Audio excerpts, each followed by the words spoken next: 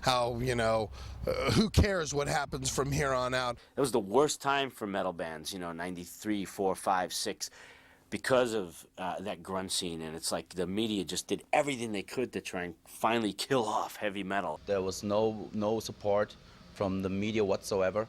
The only thing that was left was the magazines, the metal magazines. Even those, in Germany, Metal Hammer all of a sudden turned into hard rock and Metal Hammer, It's very bad. Like whereas in the 80s, a whole bunch of bands were able to break through and make it and have success, in the 90s, one, Pantera. During the era when you could not buy a metal record almost, or couldn't go see a metal show, and it was all about the post-Nirvana, like, grunge movement or whatever, you could still see Pantera, you could still buy a Pantera record and get thrash metal.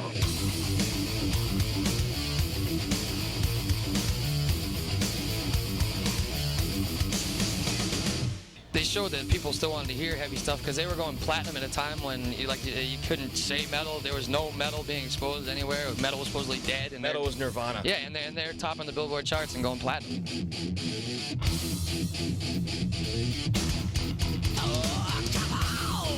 When it became very obvious and very clear that there was just a handful of bands that were going to be delivering heavy music anymore, people clung pretty tightly to us. Phil and Selma just joined their band, and they were coming out of this kind of their Van Halen club band, guitar shredder thing that Daryl was doing. We had a guitar hero who is still a guitar hero to this day. Insanely tight, unique rhythm section. The lead singer with no guitar binding him down, just freestyle lead singing. They were really morphing into what Metallica was doing and what the thrash metal thing that was going on at the time. They were heavy, they were thrash, they were metal. They came across as it, they projected off the stage that vibe of, we're going to stomp your face in if you get too close. Totally influenced by Slayer and Venom and Possessed and Metallica and all those type of bands, and they really flew the flag for thrash metal throughout the 90s. By the early 90s, they put out Cowboys from Hell and the Vulgar Display of Power, and then they picked up and clearly led the charge. You put in Vulgar Display, actually you can put in Cowboys from Hell, and it's just like, you listen to that record and you're like, wow. It just like strikes me every time I listen to it.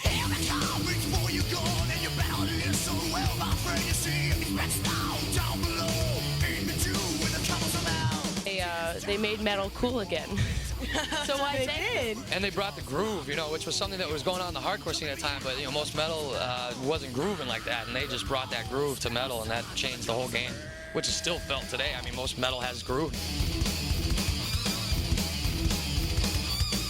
You couldn't help but bob your head to some of the riffs. They were were like, oh my God, it's so great heavy. Groove in their music, and I think amazing that's what musicians. made them a good band. They're such an obvious band. It's like Metallica, They've done so much shit, sold so many albums, and done so much good for metal. It's pointless to even point out anything more. It's like they were the shit when they came out. That's it.